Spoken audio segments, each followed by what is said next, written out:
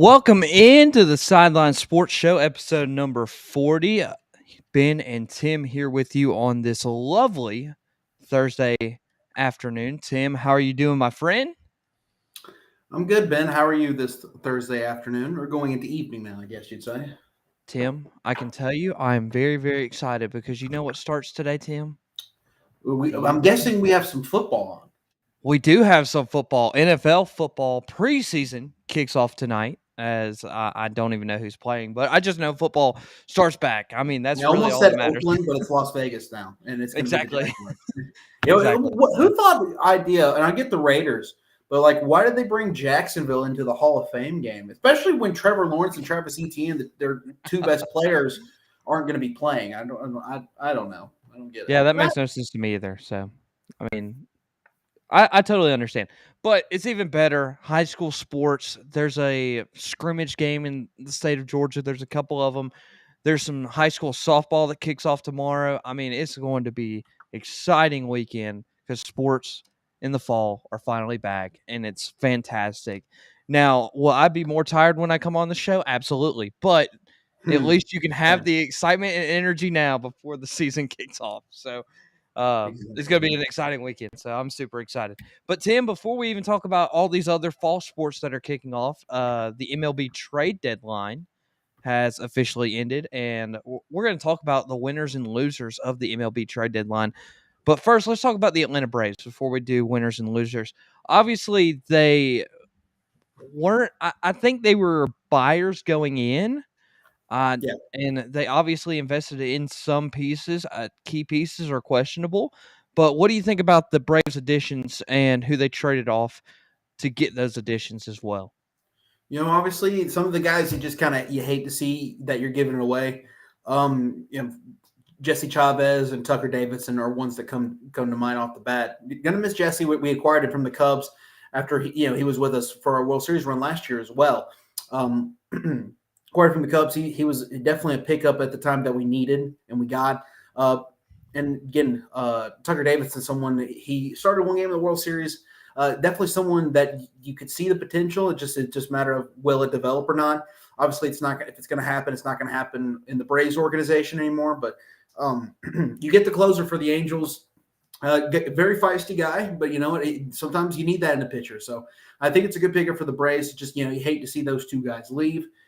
And then there's one that you're like, hey, thanks for the memories. I'm thankful, as some people on Twitter pointed out.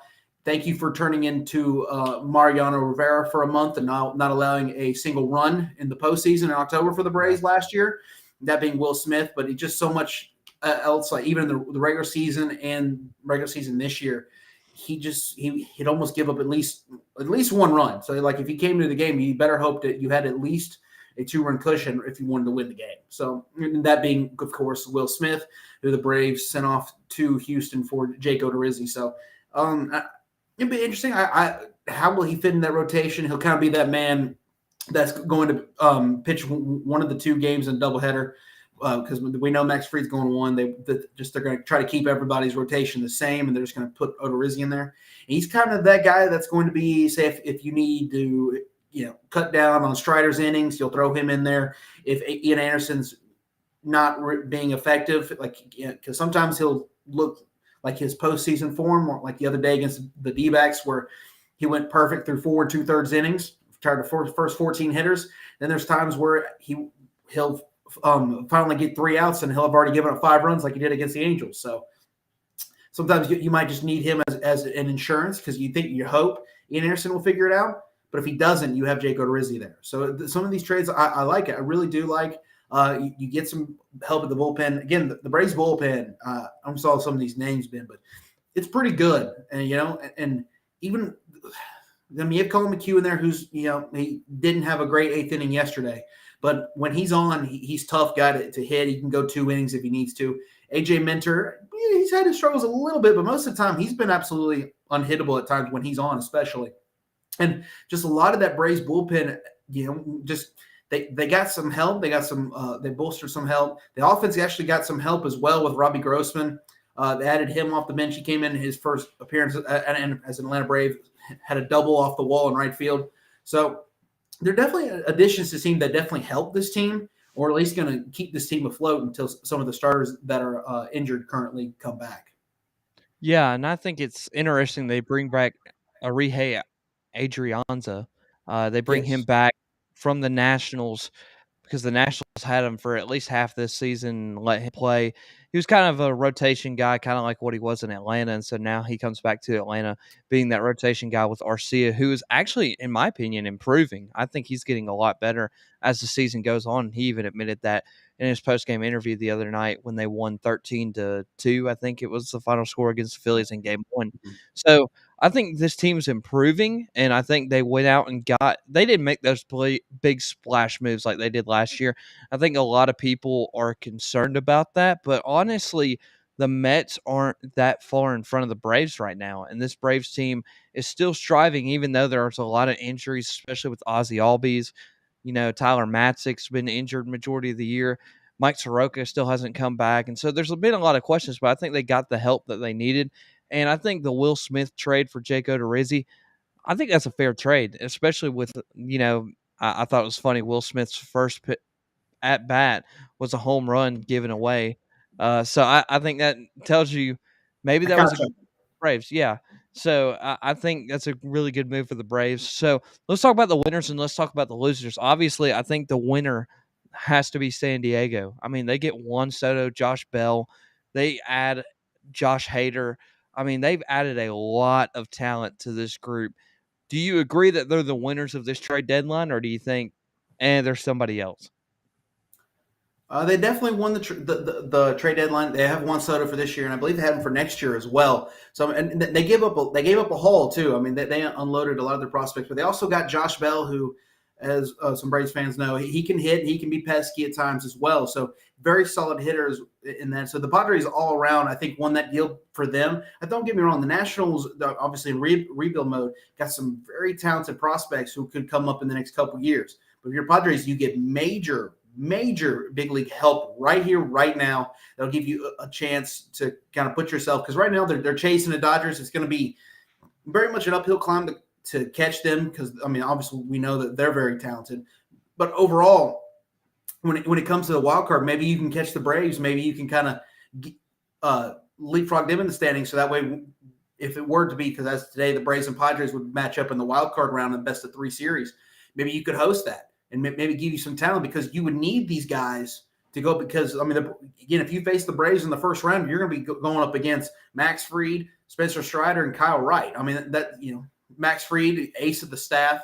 Kyle Wright leads the National League in wins right now. And Spencer Strider, we all seen what he can do. And with his 100-mile-an-hour fastball and his wicked slider. So you definitely need some guys that are going to be able to hit them. And that's what I kind of think you're looking at right now. If you're if you're the Padres, you need some depth in your lineup, some of these guys, and they definitely went out and got that. So I think they definitely won. I think a loser could be considered the Mets. I mean, I saw a lot of their faithful weren't happy with what they did. Again, as some people like to say, when you get someone that's been hurt all year back around this time, it's almost like making a trade without making a trade. And so they do have Jacob deGrom coming back. Max Scherzer's come back recently as well. He's been pitching pretty well, especially against the Braves. So it'll be interesting this weekend how he and deGrom do against the Braves in that all-important 5-game series that starts tonight. So it'll be interesting. But yeah, I think a lot of people around the Mets were kind of like, yeah, we'd love to have a little bit more depth here. Like in our lineup, we would love to have some other things, and it just seemed like they kind of were quiet. So I think you consider them a loser. Now, will it hurt them in the long run? That remains to be seen. But right now, I think the Mets could have definitely done a little bit more of the trade deadline. Yeah, I think the Mets are up there, but I also think the Boston Red Sox. I mean, literally, you unload, literally your whole entire team. I mean, Yeah. I don't know what the direction of this organization is anymore. I don't even know if you can technically call them a contender anymore, because now they are bottom of, I think it's the AL East, and Baltimore's even surpassed them. And so that makes a huge statement to the Boston Red Sox organization, because this is normally a team that's up there top 2, top 3 in your division, and now it's just you're not even contending. So it's very interesting to see what kind of direction the Boston Red Sox are even going in at this point, because they've literally gotten rid of everybody that had talent on this team except Xander Bogaerts. So other than that, I mean, I don't know what the direction of the Boston Red Sox are, but if we're talking about contenders, absolutely the Mets. I think they were willing to look and do a little bit more in that trade deadline and add some pieces to really help them make a run and separate themselves from the Braves right now. And I don't think that's been able to beneficent now that they didn't go out and get anybody that could help that starting nine or even starting rotation for the Mets. All right. So that is all about the MLB trade deadline. When we come back, we'll break down the Pac 12 conference. Don't go anywhere. We'll be right back.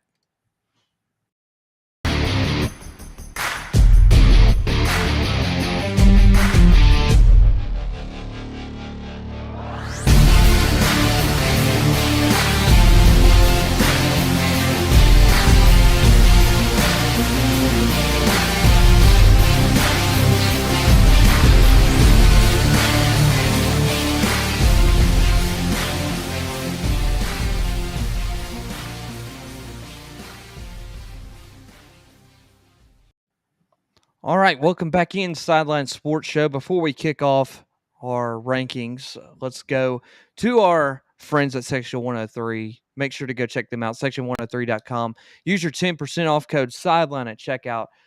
Make sure to get all of your Georgia Tech athletic gear before the season starts, before they take on the Clemson Tigers in Atlanta, Georgia. So make sure to go check them out. Sideline Sports Show, section103.com. All right, let's see. Let's start with the Pac-12 North, Tim, and we'll start from the bottom and kind of go up. So here we go.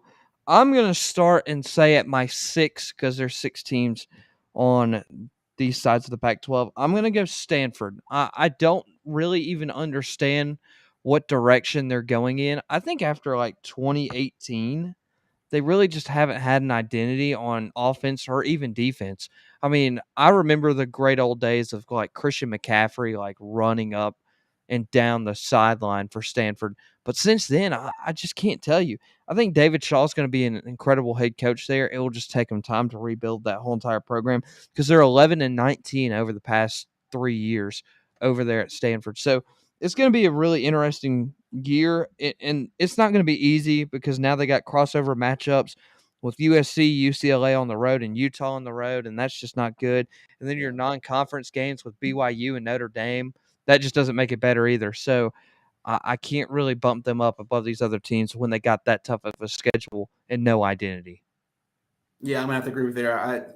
Coach David Shaw is just they had some good years as well. I mean, there's no denying that, but I feel like he kind of inherited a good program off the backs of Harbaugh, who we kind of forget was their head coach over a decade ago. Head coach Andrew Luck there as well. I think he inherited that program, and they had some success for a while. It's just they've struggled recently. They went 2-7 last year, 3-9 overall. Not very Stanford-like, and I'm sure he'll maybe get that program turned around. Maybe they'll take a small step this year, but overall, unless there's just a complete revamp there, I'm with you. I think they finished 6th in the North. All right, go ahead and give us your 5 as well.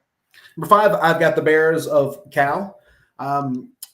They finished 4-5 last year, 5-7 overall, so not quite in a bowl game.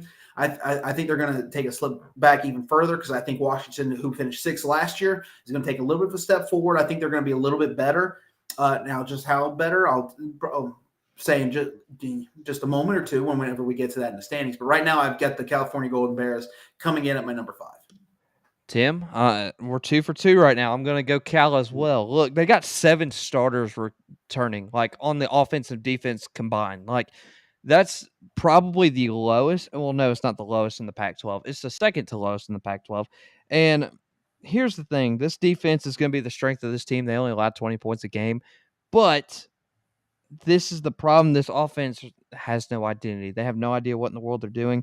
Purdue transfer Jack Plummer is going to be their starter at quarterback, and he did a really good job over at Purdue. But 2 starters only returned to that offensive line, and you don't really have a star wide receiver. You don't have a star running back. there's just a lot of questions on offense. I think he got a really good quarterback, but too many questions on offense. So I have to put them at my number 5. And then that will go to my number 4. We're going to put Washington. And I'll be honest, Jake Dickert deserves the hype because he literally came in midway through the season, I think, last year for Washington State. And I think this is his first full-time gig, and I think he'll do a really good job. Cameron Ward, the Texas native, shined at WIU, which I've yet to even figure out what school that is. But my guess would be Western Illinois. Yeah, it's an FCS school, but he threw for 4,648 yards and 47 touchdowns. So this is a good addition to this program. I think he'll be really good at quarterback. The offensive line has 3 starters returning. Both tackle spots are going to be a question because they don't know who's going to return in that. Defensively, this unit only allowed 5 yards per rush last year, so this is really good. So this defense could take a step up. They could finish top, but I'm not ready to put them there yet. So I'm going to have to put them at my 4. See, you got Washington State falling down from 2 to 4, hey? Yes. For number 4 for me, wait, I already gave my 4, didn't I? Or did I? No, not yet. Okay, I've lost where I was there for a second.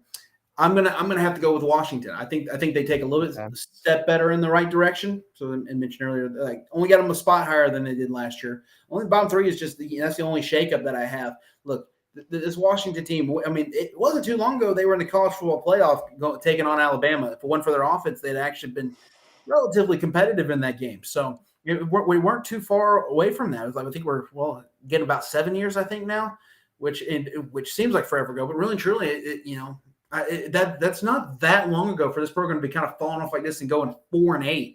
I mean, they had a Heisman Trophy candidate, and I believe his name was Jake Browning. Yes.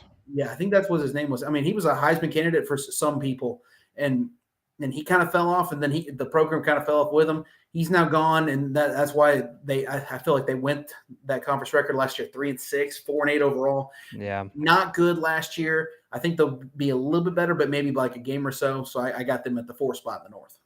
All right, go ahead and give us your 3 as well. Number 3, I got Washington State. I have them just ahead of Washington. Not too far of regression, but they're kind of right at that 500 mark in the overall 7-6. They finished second in the conference at 6-3. Just overall with the Pac-12, man, you just don't know. A lot of these teams, they almost all equally stink at times, And so it's like just they kind of even out, and then some of these games like Washington or Stanford, they lose and they have bad years and they have the worst records. But really, truly, some of these games weren't that different, and a lot of the competition just wasn't. I don't know, it just wasn't that great, to be honest with you. So, I don't know. This when they compete against each other, it's almost like they're all kind of equally bad. So, sometimes the result doesn't quite, it'll turn one way or it'll go the way of whoever's at home. Just stuff like that. So, I feel like a lot of these teams are very, very similar in terms of talent, in terms of how close these games really could be. I just, in terms of competition and how great these guys are, really, truly, the best team in this division, is been consistent, and I know we'll get to them, but I feel like it's pretty obvious at this point who it is. It's just that this part of the Pac-12 to me, it's just been very lackluster, and I think it's probably going to be that way again this year. Yeah, and I'm going to put Washington at my 3. And here's the thing: I like Kellen DeBoer. I think he's a really good head coach coming over from Fresno State. I think he will do really well and help transition this offense to what it needs to be. I mean. And that they get, which we talked about this quarterback last week, Tim, and we didn't know if he was returning. Here's the answer: you get the Indiana transfer quarterback Michael Penix Jr. as the transfer quarterback to come in and play for Washington. I think that's a big boost for their offense because he is an electric quarterback. He's just got to stay healthy, and I think that's the thing for Washington. If they can keep him healthy, they got a lot of guys around him who can help bolster this offense to be the next level that it needs to be and pick it up. So I think. Saying that, I think it can bump them up a little bit more than what they had in the years past. And look, they really just got to improve on defense mainly, and they limited teams to 5 yards a game last year, which is okay. But they allowed 22 points a game, which wasn't that bad. But for a Pac-12 team who has lackluster offenses, I mean that's probably mid-pack of the Pac-12. in surrendering points. So they got to improve defensively as well, and that's why I have to put them at my 3. All right.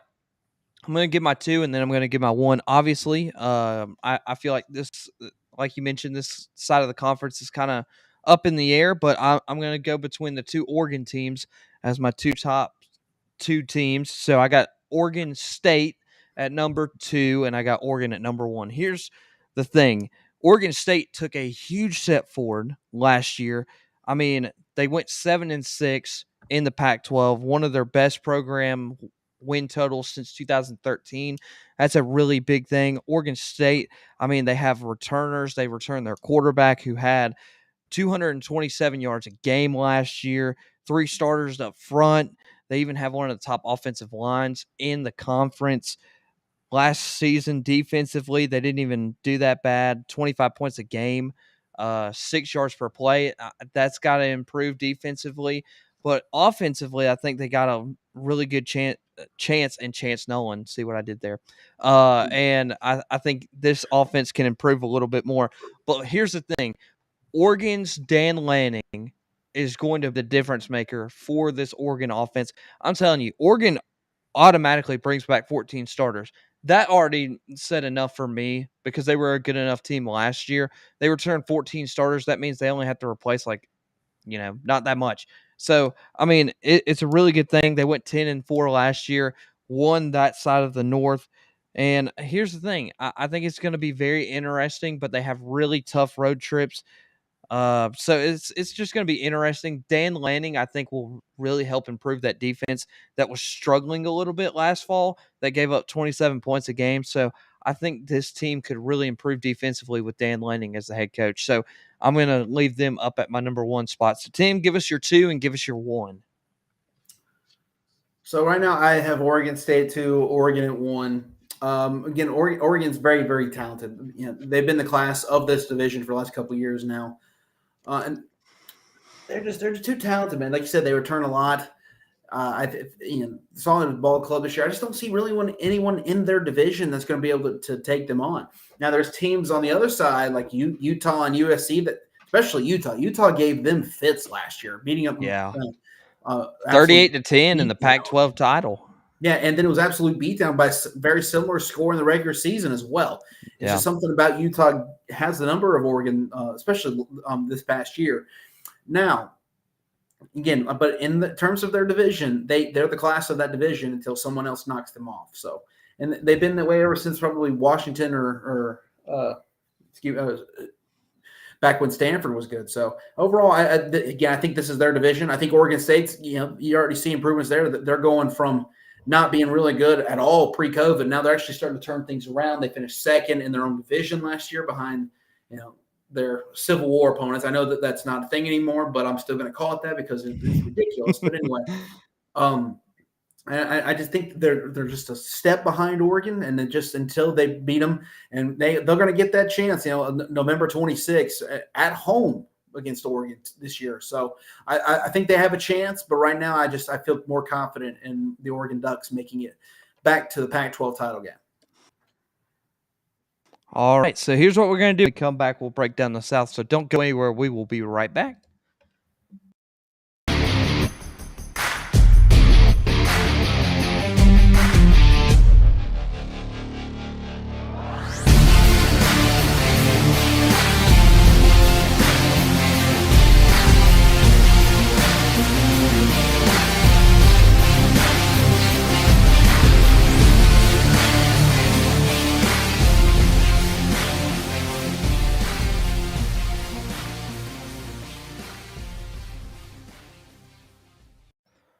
Welcome back in Sideline Sports Show. Make sure to comment below who do you think is going to win the North and the South of the Pac-12. Let us know. That way you can judge and tell us if we're wrong, tell us if we're right. But let's go ahead and start breaking down the South, Tim. Let's let you start. Go ahead and give your 6. Okay. At number 6, I think until this team gets some sort of identity anywhere, they're the last place team. I think they're the worst team in the entire conference, and that's Arizona. I think it goes without saying this team's 1-8, 1-11 overall last year. I mean, they've just been terrible, Ben. And I think that's really truly all you need to say. They've been terrible. I think, honestly, the way they've been playing football, I think they're more of a laughingstock than Kansas would be in the Big 12. I mean, it's that bad. Yeah. All right. For me, I'm not going to put Arizona there yet Really? because Okay. I'm going to put Colorado. Here was the thing. They finished 4-12 in the shortened 2020 season, and everybody thought Colorado was this next big thing after Mel Tucker left for Michigan State and Coach Carl Dorrells came in, and basically everybody thought he revamped this whole entire team. Well, the win total stayed the same, but that losses increased. They went 4-8 last year, and they lost six Pac-12 games by 15 or more points. I mean, offensively, they did not do anything at all. I mean, their offensive line allowed 32 sacks last year, most in the Pac-12. This defense only returns 4 starters this year, not very promising. So, unfortunately, and as much as I hate to say it, but I have to put Colorado at the bottom. And Tim, somebody doesn't like your Arizona call worse than Kansas. Uh-oh. So, I mean, but I could see where you're coming from. I could see where you're coming from, though. I mean, it wasn't that long ago they lost 70-7 to their in-state rival. Exactly. I mean, if people say extreme, but people forget, like, hey, at least Kansas beat Texas last year. Bingo. At least they beat Texas. I mean, Arizona, I wish schedule. I mean, 1-11 last year. Yeah. I mean, what? I'm sorry. Now, in terms of pedigree, okay, maybe that's a little extreme. Calling it as embarrassing as Kansas. But yeah. I mean, but the way they've been playing the last 2 or 3 seasons, man, it's pretty downright embarrassing. I'm sorry. Yeah. So yeah, that's why to me that they're definitely the worst team in the Pac-12. And I think honestly, last year I think Kansas probably beats Arizona. I'm just saying. Let me just look at something. Do you have their schedule pulled out in front of you? Like last year's schedule? Arizona, no, this year. For Arizona. This year. Yeah, I can pull it up real quick. Let's go through this and just tell us the win and loss total, just based off what I think. Well, just real quick. Okay. Like, we won't dive too deep into it. We'll just say whoever they play, win, loss. All right. Whenever you're ready. All right. At San Diego State. I'm going to go loss. Okay. I feel like this is 50-50. Keep going. All right, Ben. I'm just saying 50-50. At home against Mississippi State. Loss. At home against an FCS opponent, but they're named North Dakota State. Loss. At Cal. That's a loss. Colorado at home. You can't tell me. I mean, I'll give you 50-50. You can't tell me that's a win, though. Yeah, like I said, it's 50-50. I'll know your answer here. At home against Oregon. Loss. At Washington. Loss. USC at home. Loss. Big loss. This next one might be bigger. At Utah. Oh, yeah, that's even worse. At UCLA. Loss. At home, final 2, Washington State. That could be 50-50, but I'm going to say loss. I'll say loss. At home against Arizona State. That's a loss. Yeah. So we're looking at here. At San Diego State, you say you could give them 50-50. What was your other one? It's guaranteed. It's almost like the over-under here is like 3. So like a 3-9 is 2, to be honest with you. Yeah. 2-10, 3-9 is their best season so far. So that kind of makes sense now. So I mean, but I'll stick true to it. But let me talk about Arizona from my perspective. Here's the thing. Offensively, they had to go to the transfer portal. They loaded up on offense, or at least tried to. Because, I mean, look, it's embarrassing midway through the year when you post on your social media that you're having tryouts in the middle of the season because like, your team's just that bad. I mean, that even Kansas didn't do that. So I don't think it's extreme to say Kansas is the worst team out there when you're having tryouts midway through the season. So, hey, Ben, I'm just going to say, I think Kansas did. I think they did it more discreetly. You know that game, those times in which they rushed the field when they beat their FCS opponents, and then they rushed the field. I think they're keeping an eye out there. I think like with people that rush the field, like, oh, that guy's climbing the pole. He's got some athleticism. Maybe he can play somewhere. So I think. Hey, that dude dashed on the field real quick. You know, That dude dashed on the field real quick. He probably has a good 40 time. he's faster than our starting wideout. I'm just saying, the main problem I'm going to put Arizona down at the bottom for, even though they tried to bolster up on offense with the transfer portal, their defense has been their main problem. They struggled. I mean, they gave up more big plays in the Pac-12 than any other team in the Pac-12. I mean, it was absolutely awful. They ranked 10th and 12th in pass defense and pass efficiency on defense. So, I mean, that's not that good. That is absolutely horrible. I had them actually picked to finish last the last year, and so did you, Tim. So I don't see much of a step up. But believe it or not, I had Colorado finishing second to last. So flip flop those two teams. I don't care. I'm going to take Arizona as my last or second to last team. So number 5. All right, Tim, who's your number 5? Yeah, it's Colorado. You know, again, they had their moment. They almost knocked off Texas A&M. That a lot of the people around the country were really paying attention to that for a little while. But just a very odd. Was it 13 or 10-7 final? Just overall, like you said, just continuation of just no offense whatsoever. Again, Colorado, I don't see them getting any better, so I'm going to go ahead and just put them at 5. Yeah. Speaking of Arizona, this is an interesting stat right here from Christopher Milford. Arizona has won 10 games in the last 4 years. So, yeah, that's about as bad as the Jayhawks. I mean, look. I tried to tell you. I tried to tell you. You're like, yeah, I tried. So, all right, give us your 4. Number 4, let's see here. I'm going to go with Arizona State, even though it pains me so much to say that because I love Herm Edwards. There's been a little drama there, questions around that program. And I only say this really truly because I think UCLA is going to be about the same as to where they were last year, 6-3 overall, 8-4. I think that kind of record fits them. And I just see USC getting much better. I don't think that's going to be. I don't know if it's going to be to the top yet, but I definitely see them improving upon their 3-6, 4-8 record. They're getting Lincoln Riley. They get the transfer Caleb Williams from Oklahoma. He brings him with them. They're definitely going to get some upgrades, and I think that they'll be better. So that's why ultimately I have to put Arizona State there just by process of elimination. I think they're going to, lose the game to USC. I think they're going to drop that, and I think USC is going to catapult, and I think Arizona's going to fall.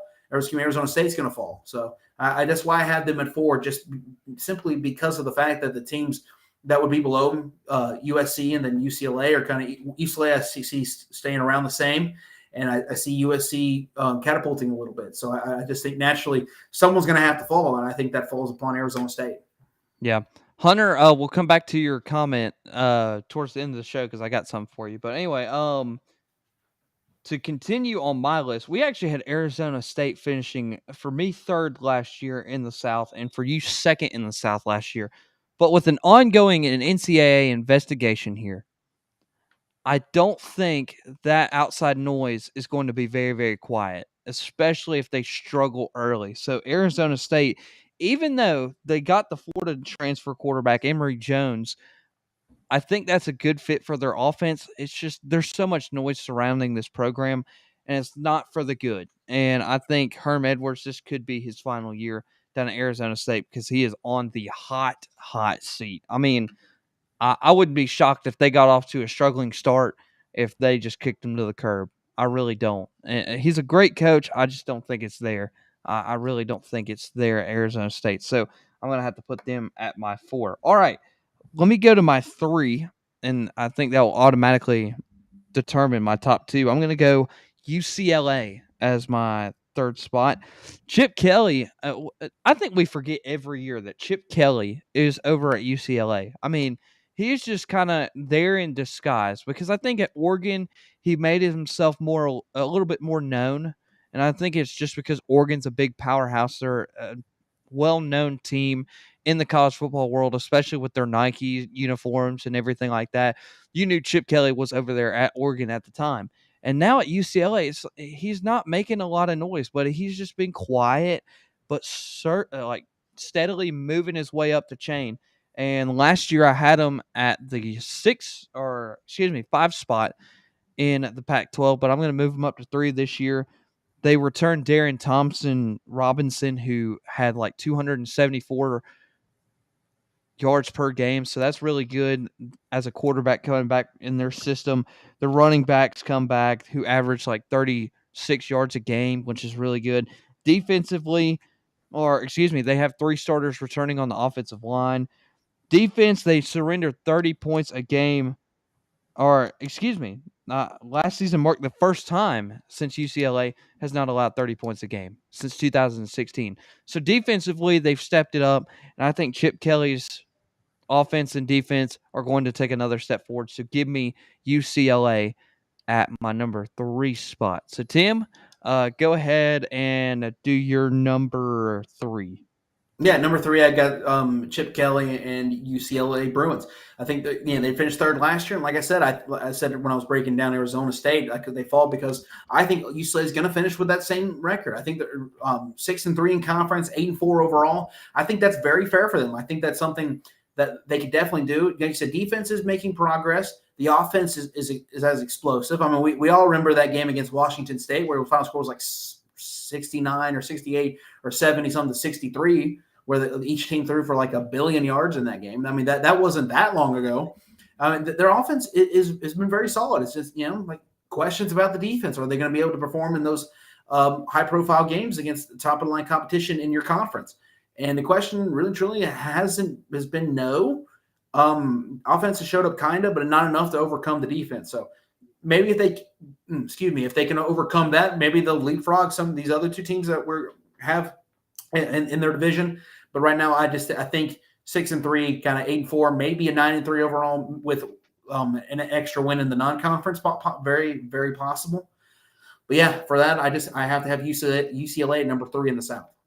All right, here we go. Tim, go ahead and give us or do you want me to go first, Tim? I can knock it. I can knock okay. out.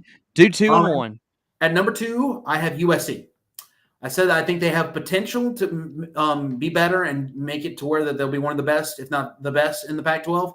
But I don't think it's going to happen year one. I think Hunter. I saw that comment earlier about USC, and I just was saying to myself, I'm just like, I think they're going to be better, but I don't think they're going to be kind of right there at the top. And he talked about how it's not winning the Pac-12 Utah is, and I have to agree with him. Until Utah absolutely just doesn't, they wet the bed per se. I think they're going to run this Pac-12. I really do. I think unless they mess it up. Now they're going to have to go to Oregon, I believe, this year, if I'm not mistaken. But so it'll be a little more challenging. But this last year, I mean, they owned Oregon both games. I mean, neither game was that close. So it'll be interesting to see how things go with everything kind of flip-flop a little bit. But I think Utah is still going to be solid. I think they have a stout defense just like always. And I think they're going to be really solid again. And I think that they're going to run things here in this division. So I've got USC, again, going to jump up. I see USC more so doing a thing where they kind of invert their record from 3-6 to 6-3, and getting up there around 8-5, 9-4 overall in conference. 9-3 overall in the regular season. I could definitely see them doing that. And I'm not saying that's their floor. I'm saying that's their ceiling. I think that at most you could be looking at a 9-win season in year one under Lincoln Riley. And maybe they they have a surprise. Maybe they pull off an upset or two, and maybe they'll get 10 or 11 wins and be on the doorstep and trying to make some noise outside the college football playoff. But I don't think that's going to happen in year one. So in year one, I think a reasonable expectation for them is to finish number 2 in the South. And Utah, again, 8-1 last year, 10-4 overall. Again, really, really stout football team, and I just think that they're going to win the South this year again. Before I mention who my 2 are, you mentioned something about Oregon playing USC. Well, guess what? They miss USC, but you know what else is even better for the Oregon Ducks? They host Utah and UCLA at home this year, so that's a huge boost for the Oregon Ducks. But to get to my 2 and my 1 on this south side of the conference, south side of the conference, I'm going to have to agree with you, Tim. I really don't think USC is able to conquer year one in this conference. And everybody's like, oh, but it's Lincoln Riley. Oh, it's Caleb Williams. Oh, they got Addison, Jordan Addison from Pitt. Like, they got a really good offense. But look what this defense did last year. I mean, like, they were ranked 11th in the Pac-12 against the pass and struggled with big plays. They had allowed 13 40-plus yard plays last year on defense. 13. I mean, that's second worst in the conference. And they only got 21 sacks on defense. honestly, that's not that great. And then when your road trips are not favored against you because you got to go to Oregon State, Utah, and UCLA, but then Notre Dame comes to the Coliseum, that's not a favorable schedule at all. I mean, it's a really tough schedule. So for year one in USC, I just don't see it with a tough schedule and a really lackluster defense that needs to really improve, especially on big plays. And then Utah, look, I think literally all I could say is if you watch the Rose Bowl, you could see why this team is obviously going to dominate this year in the Pac 12 because, look, they hung in there with Ohio State, one of the top bloods of college football. And Yeah, I think if they can hang in there with Ohio State, and they return majority of their starters, I think this is going to be a very good team this year. I think the wide receivers is going to be a question. They lost a lot of wideouts, but their running backs, their quarterbacks, their O line return. So, I mean, really and realistically, this offense is going to be fantastic. And they really keep that same defense too. I mean, there's not a lot of defensive pieces that they're going to lose. They'll have to replace maybe one or two in the secondary, maybe one linebacker, maybe one defensive line. But other than that, I mean, it's going to be very interesting to see if this team's defense can really live up to the expectation and maybe Tim make a college football playoff berth. I think that would be very interesting to see if they can do that. But right now, I have them at number one. All right. So we both agree Oregon, Utah in the Pac 12 championship. So, Tim, go ahead. yes. Tell us who is winning the Pac 12 title in 2022. Can we finally say that Oregon finally they get over that hump? They get back to the Rose Bowl game for the first time in quite a while. I believe it was 2019 when Justin Herbert was there as their QB. Can they get over the Utah hump? That's going to be a big question mark. We'll find that out when they play them at home. Because if Utah wins that game on the road, it's not going to be good for Oregon, especially if they have a rematch, which we both predict will happen. So I think to be safe, more so on the safe side, you just got to look at things and go, yeah.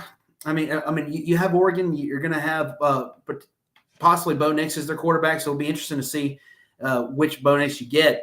But I don't know if he'll be enough of a difference maker. So for me, it's just I got to ride Utah. I like Utah a lot.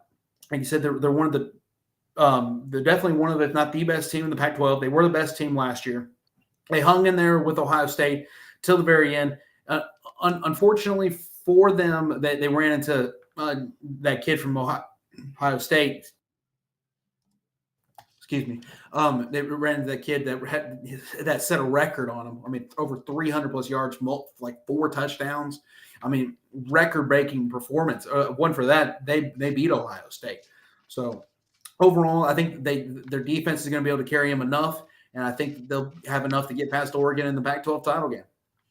Yeah, and Tim, we've agreed almost on a lot of things here in the Pac-12, and you know what? I'm just going to continue to agree. I really think until Oregon, this is the thing.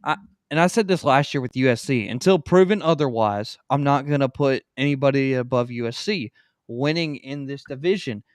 Guess what? Utah proved me wrong. And here's the thing. I think when I looked at this, because this kind of shocked me, I put Utah finishing 4th in this South Division last year, and yet they go out and win it all. Here's the thing. I feel like this is probably the most underdog pick I have this year to be successful as a program. Because here's the thing. The Pac-12 has really not been known for a successful program making it close to the college football playoff yet, unless it's been Washington back when you mentioned Jake Browning.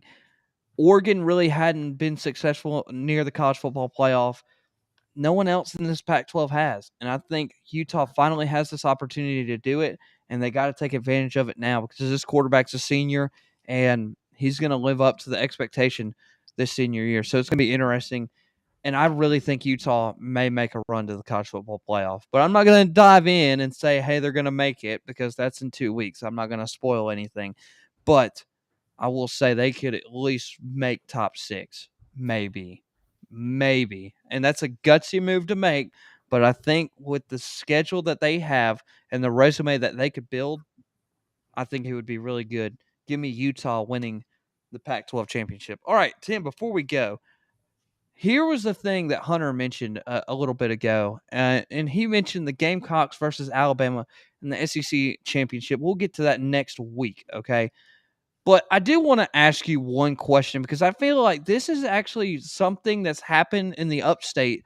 And I wanted to ask, first off, do you shop at Costco? I do not have a membership. No. Okay.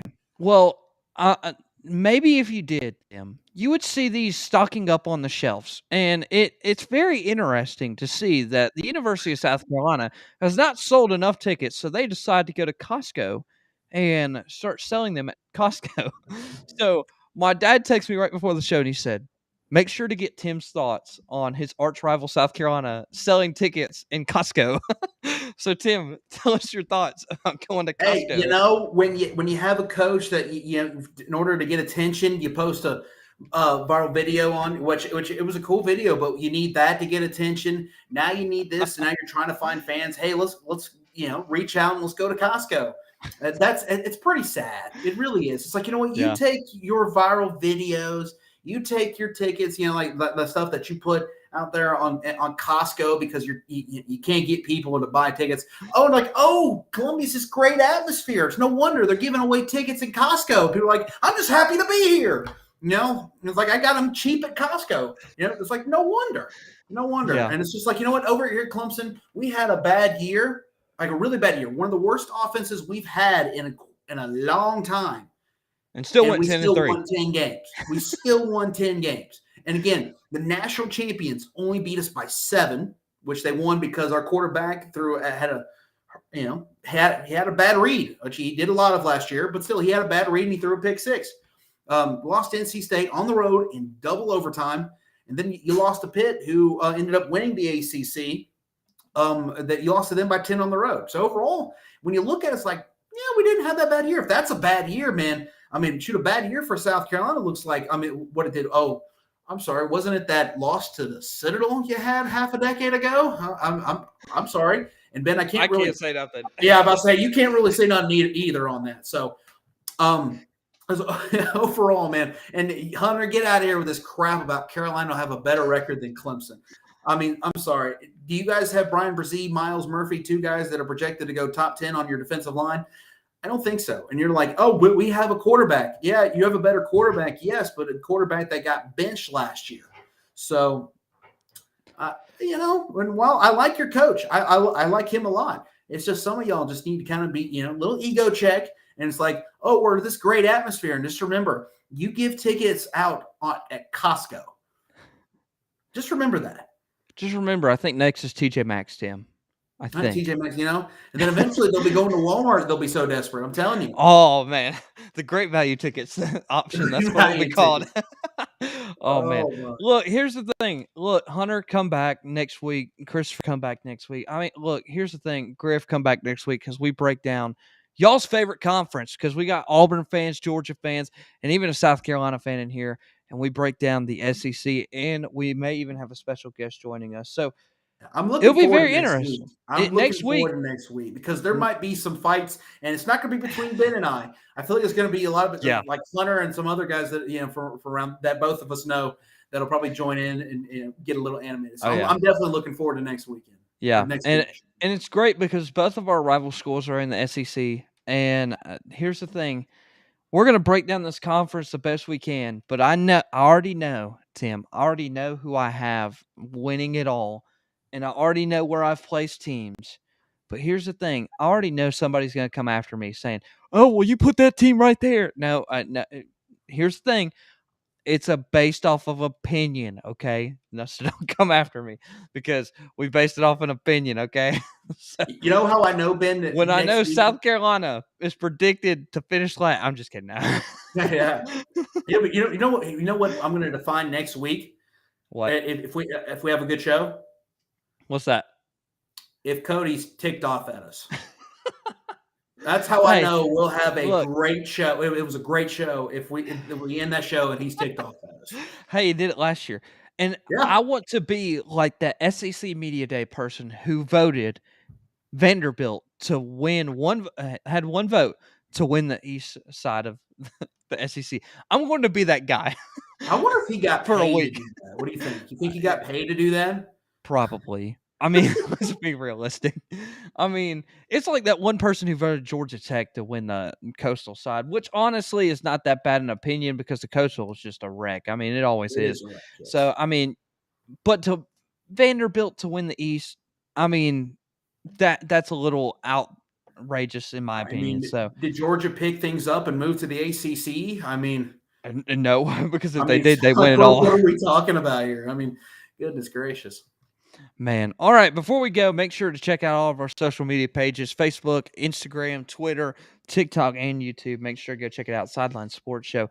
Make sure, mainly, we're trying to push the YouTube page because I feel like a lot more people can comment and get to the YouTube page, and you can also go back and watch the show.